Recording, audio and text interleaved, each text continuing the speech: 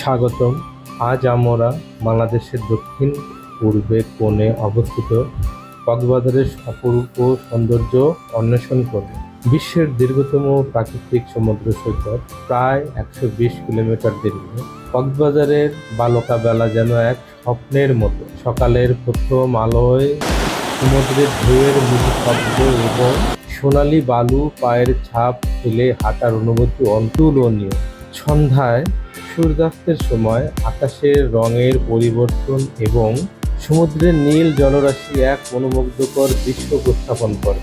এছাড়া ইনানি বিচ, সেঞ্চুরি, সেন্ট মার্টিন দ্বীপের মতো স্থানগুলোও ভ্রমণকারীদের জন্য আকর্ষণীয়। স্থানীয় সামুদ্রিক খাবার, বিশেষ করে গ্রিল শিপ এবং চিংড়ি, স্বাদে অতুলনীয়।